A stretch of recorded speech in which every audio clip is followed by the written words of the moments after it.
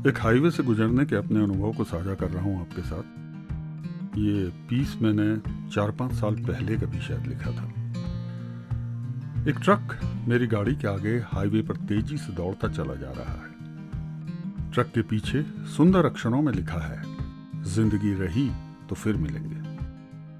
Truck और गाड़ी के बीच का फासला जब बढ़ता है तो लिखी गई इबारत कुछ धुंधला सी जाती है और पास आने पर अक्षर इतने मुखर होने लगते हैं कि लगता है मेरी सोच पर काबिज होने की कोशिश कर रहे हैं। एक अजीब सा तजुर्बा है हाईवे पर भागना भी। आपका सारा अस्तित्व सिमट कर महज गति में, स्पीड में तब्दील होने लगता है। आपकी सोचने समझने की प्रक्रिया भी इस गति का हिस्सा बन जाती है।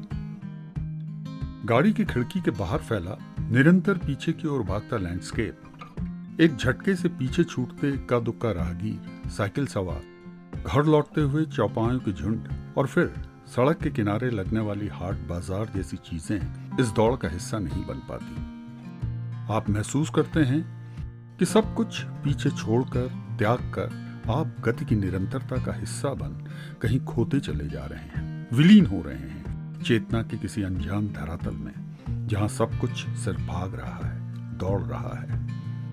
ट्रक और मेरी गाड़ी के बीच का फासला सिर्फ चंद मीटरों का है। जिंदगी रही तो फिर मिलेंगे। मेरी सोच क्रमविहीन सी होकर भटक रही है। कहीं कोई तारतम, कोई सिलसिला नहीं है। पिताजी की तबीयत अचानक बिगड़ गई थी। असाधारण इच्छा शक्ति के साथ ही अपने स्वास्थ्य के प्रति पूरी ईमानदारी के साथ सजग रहने वाले शख्स हैं वे। पर यह सच कि वह 94 वर्ष पूरे कर चुके हैं अक्सर डरा देता है।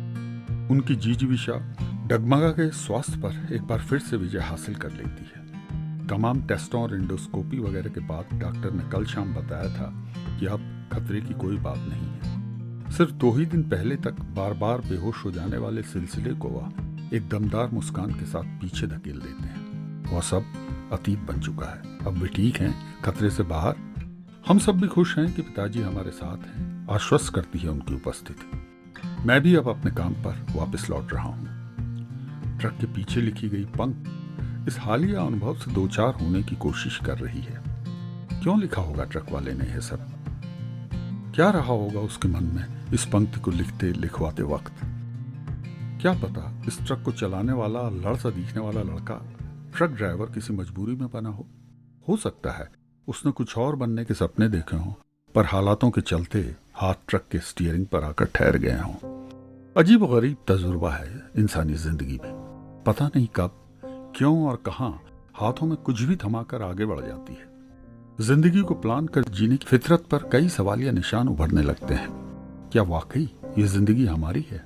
क्या हम एक अहम किरदार हैं इस ड्रामा में, या फिर महज एक दर्शक जो बदले हुए सिनेरियो के साथ कभी हंसता है, आंसू बहाता है, सीटी बजाता है, या फिर गालियां देते हुए अपनी भड़ास निकालता है। और फिर दर्शक की हैसियत तो यूं भी बहती हुई नदी के किनारे न जाने कब से ठहरे हुए पत्थर की सी होती है, जो कभी उसके प्रभाव को बदल नहीं सकता।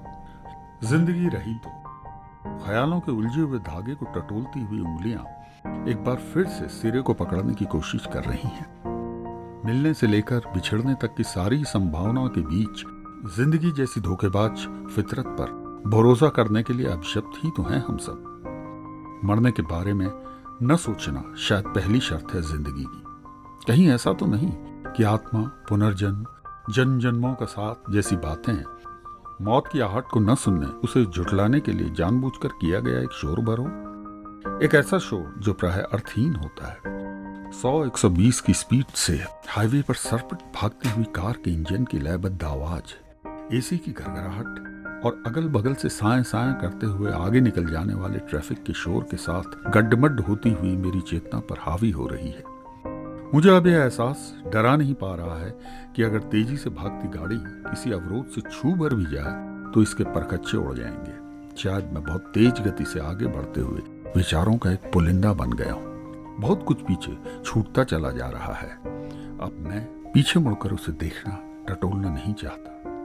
मेरा ड्राइवर गाड़ी की गति को बढ़ाते हुए ट्रक को ओवरटेक कर रहा है। जिंदगी रहने पर फिर से मिलने की दुआ करने वाले छोकरेनुमा ड्राइवर की आंखें कहीं दूर हाईवे के छोर पर टिकी हुई हैं। उसके दोनों हाथों की उंगलियां स्टीयरिंग व्हील पर लयबद्ध तरीके से थिरक रही हैं। ट्रक के अंदर शायद कोई मस्त सा पंजाबी गाना फुल वॉल्यूम में बज रहा होगा।